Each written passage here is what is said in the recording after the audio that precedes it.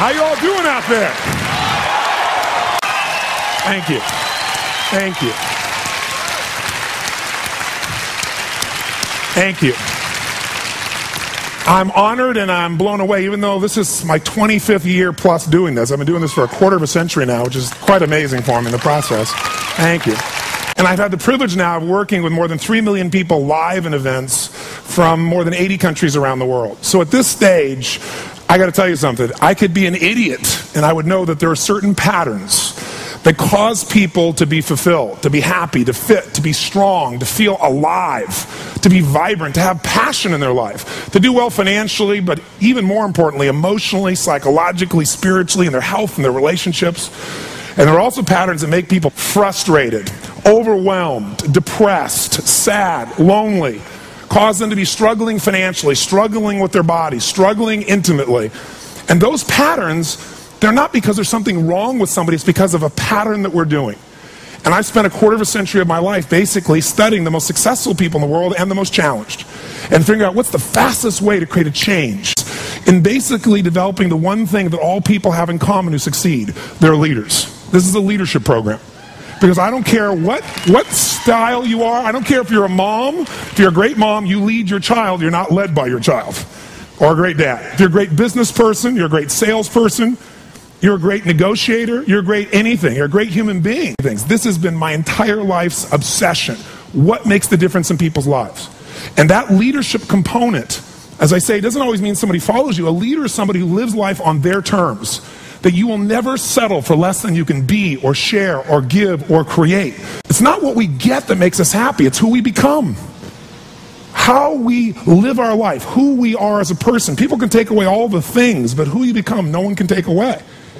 And the problem is most of us are trying to be something we're not. And it isn't so much about change, about changing yourself. The change happens when you be yourself. Know thyself, that's the hard part for most people, and then be thyself. Because most of us in our lives, out of our desire for respect or achievement or love or connection or something, we've been trying to be the way we think we'd have to be in order to get that love, respect, appreciation, whatever it is we've been after at some unconscious level. And we've been doing it so long that we think that this is who we are. Because success without fulfillment is failure. And I can't tell you how many people I work with who are supposedly the best in the world at what they do, and they have more money than they can spend, and they have all these people that love and respect them, and yet they're unhappy inside. Because if you want to know what's really you, where you're going to be alive is when it's really you. And you may even think you know who you are because you've been living a certain way, but I'll tell you how you'll know. You'll feel euphoric, you'll feel strong, you'll feel unlimited, you'll feel free. I have seen, and of 3 million people around this earth in 80 countries, I've seen just about anything you can see, and there are only so many patterns. And what you're going to find underneath all of this behavior is we have the same needs. There are 6 human needs we're going to review tonight. When you understand what those needs are and which ones you're focusing on, you start to understand why people do the crazy things they do, including you and I. And you begin to understand, hey, there might be a better way to meet my needs, and I don't have to get caught up in this game of stress and frustration and upset, or I could really help this person I care about, because I could see what's really going on. Part of what we want to accomplish here as leaders is we want to become practical psychologists. We want to understand what's really going on so we can help, so we can make a difference, so we can transform. So yes, of course you can do better in your business, because the more you understand about what people need and want, the greater you're going to be. The better manager, better leader, the better mom or dad, the better friend. And there's a better you that's available when you understand what's driving you. But most of us are running patterns over and over again. And we want to free that up. To free it up, we got to break the pattern. We got to do things that are different. So we're going to do something different. I'm not here because I believe in positive thinking. If you think that's what I believe, you don't know much about me. I'm not one of those people that believes you're supposed to go to your garden and chant, there's no weeds, there's no weeds, there's no weeds, there's no weeds. There's weeds right there. All right, that's what I believe. Here's what I believe. I believe that if you really want to be effective, you got to tell the truth. In fact, there's 3 mandates of leadership, if you want to jot them down, that may be the foundation of everything that I believe, and I hope that you will see as something that's useful for your own life to remember, because it's so fundamental. So the first mandate to leadership is not just to be positive. The first mandate to leadership is see it as it is, but not worse than it is. The first secret to being an effective leader in your life, whether it's you want to lead your body from the location it is right now you're unhappy about, you don't have the energy you want, your body's not where it wants, to where you want to be, that's leadership. You want to transform your business, that's leadership. Your income, that's leadership. You want to help your children, that's leadership. You're going to be a leader? Step number one, tell the truth. See as it really is, but don't make it worse than it is so you have an excuse not to try. What takes guts is to put yourself on the line. What takes guts is to say, I'm going to make this work. What takes guts is to say, I'm going to believe, knowing I could be disappointed or devastated. But you know what? Disappointment's a good emotion if you learn how to use it. Anybody can see it as it is and maybe be honest, but here's the real secret. Can you come up with a vision? Step two is see it better than it is.